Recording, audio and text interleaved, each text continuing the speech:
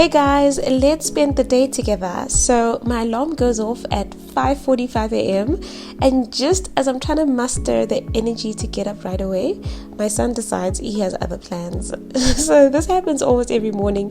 In fact, he's usually up before my alarm, and if my baby boy wants a little morning cuddle before the day starts, I'm not saying no to that. These moments are everything, and I'm definitely going to cherish them for as long as they keep happening. So once I get up, I open up my balcony door just to let in some fresh air. But on a side note, am I the only one who doesn't always enjoy the smell of the morning air? I don't know, like sometimes it just smells a bit gross. But anyways, I find that this small habit just helps me feel more present and awake and just ready for the day ahead. Then it's time to freshen up. So first I brush my teeth and then I just splash some water on my face. I put my robe on, and at this point I'm ready to get started with the morning preparations. So I head on downstairs. So first things first, water. So for me, hydration is a must. It's really important, especially if you're going to be active during the day. It's so important to make sure that you stay hydrated. I can physically feel the difference in my body when I've been hydrating enough versus when I'm not.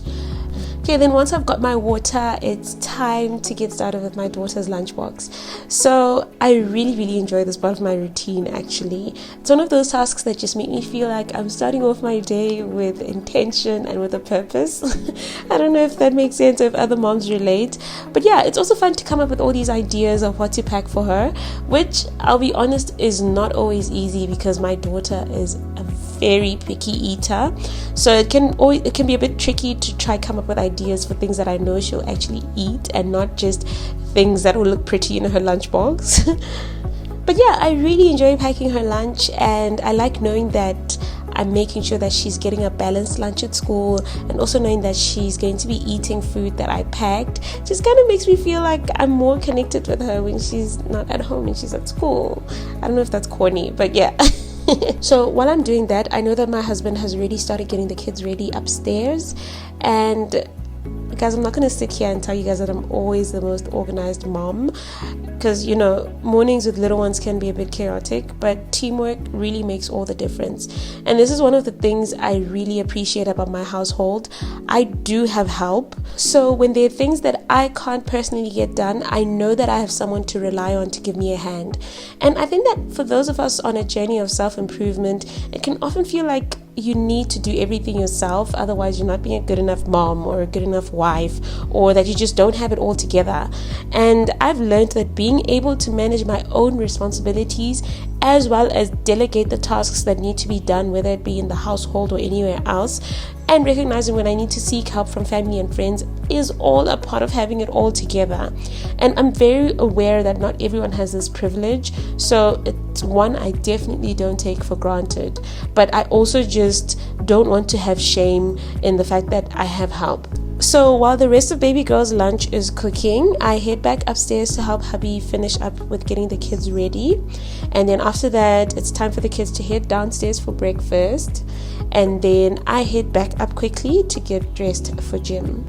And then once the rest of my daughter's lunch has cooled down, I pack that up and we head out for the school run.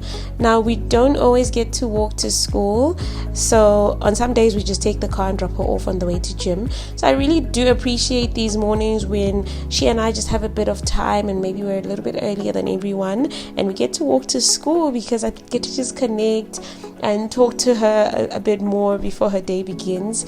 And yeah, I also get a little bit of a walk in, which is like a little pre-warm up warm up before the warm up at the gym. So that's really nice. And then once I get back home from dropping her off, we get into the car and we head to the gym.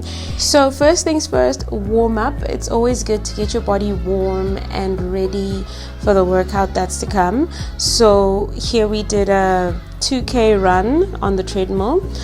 If you knew me in my past, you'd know that I really used to hate running, especially on the treadmill. But now it's not so bad, And then we started doing Tabatas. So with Tabatas, you do 20 seconds of maximum effort, and then you rest for 10 seconds, and you repeat that for 8 rounds. And let me tell you guys, my lungs were ready to burst out of my chest after this workout.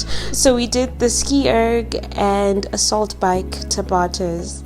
Guys, Yo. So in the beginning, it was just my husband and I training together. Then my brother-in-law joined us, and honestly, they are the best gym partners because they're both into different things. So my husband is into strength training, and then my brother-in-law is into more cardio and HIIT type of workouts. So I get the best of both worlds really, and just having them around has been a huge help in keeping me consistent. So this brings me to something that I actually wanted to talk about today, which is gym anxiety, because trust me, I've been there, and it's that feeling of walking into the gym and like just immediately overthinking everything. Like, what am I going to be doing? Am I going to be doing it properly? All these machines, how do I use them? Am I going to be using them properly? And let's be real, like, is anyone watching me? Because I feel like I'm not doing anything right, and over time, I have found ways to manage this, and that's what I wanted to talk about. And honestly, also guys, if it looks like I'm fighting with this bike, it's really because I was fighting for my life here, okay? Anyways, for me, training with my partner has been a bit of a cheat code, to be honest.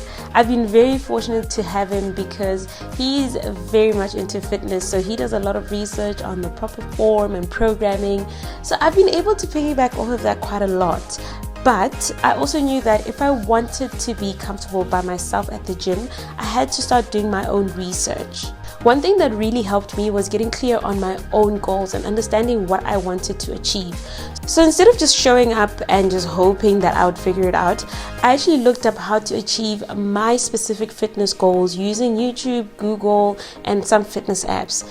And that way I wasn't just wandering around feeling lost. I wasn't just following whatever my husband was saying to do without actually understanding what I'm doing. Another thing that really helped me, especially on days when I'd have to go to gym alone, was taking group classes.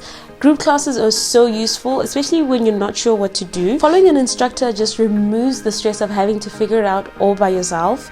Plus, there's something about training with others that just keeps you motivated as well. Fitness apps and YouTube tutorials can also be very useful, but this is advice that I would give with a little bit of caution, because when I started out, I found that some plans were way too advanced for me, while others were so basic that I ended up just getting bored because they weren't challenging enough. And this is where knowing your goals and knowing what you're trying to achieve really comes in, because I found for myself at least that it took a little bit of time and trial and error to figure out exactly what worked for me. And then there's also the cost. A lot of fitness apps do come with a subscription fee, which adds up. If you think about it, you're already paying for gym membership and now you've got to pay for this subscription fee, so you've also just got to think about that. One app that worked for me was the Beastly app by David, who has the YouTube channel How to Beast. At the time, my goal was to build strength and get comfortable with gym machines, and it really helped with that. But then again, the key is knowing your own goals and finding the right tools for yourself. If you're completely new to the gym or just struggling with confidence, another thing that can help is working with a personal trainer. So with a trainer, you get expert guidance, you get a structured plan, and you get someone to correct your form in real time. But again, there's the cost element. PTs can be very expensive, and if it's not in your budget, you might just want to try a few sessions to learn the basics before you go off on your own. Training with a friend or a gym partner can also be a great way to overcome gym anxiety. The pros are, you have someone to motivate you to make the whole experience less intimidating.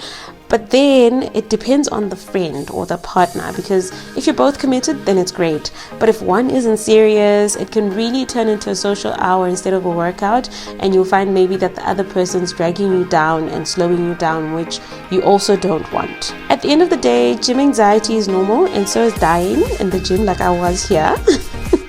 This workout really took it out of me, guys. But anyways, as I was saying, gym anxiety is normal, but the more you show up, the more confident you become.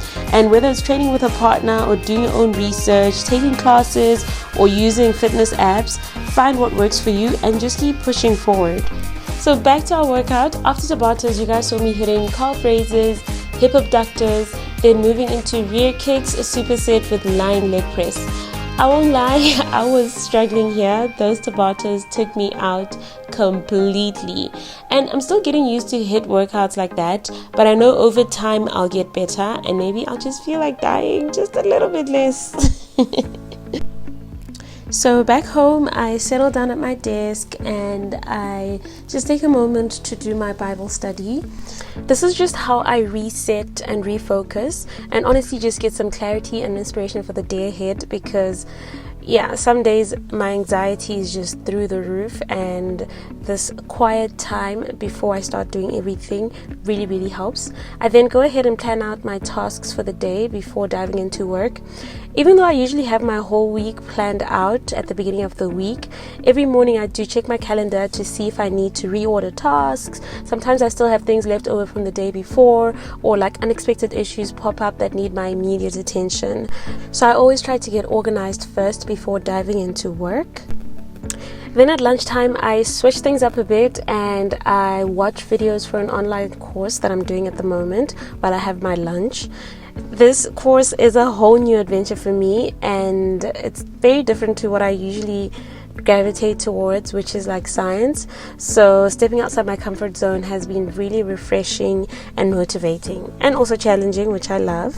And then later on, after doing the school pickup for my daughter and making sure my little ones were all sorted with lunch before their nap, I have to head out again. I always try to listen to something positive and uplifting. Like, it doesn't even have to be Christian, but I always find like on my drives I really like putting on good music. I also use this time to listen to my Bible plan devotional during the drive. So some tragedy when things have gone badly wrong. The Lord reigns. Many times throughout the Bible, God is referred to as the sovereign Lord. Both Joyce Meyer. This is one of my favorite ways to keep my mindset positive. And of course, snacks, because are you even a parent if you don't steal all of your kids' snacks?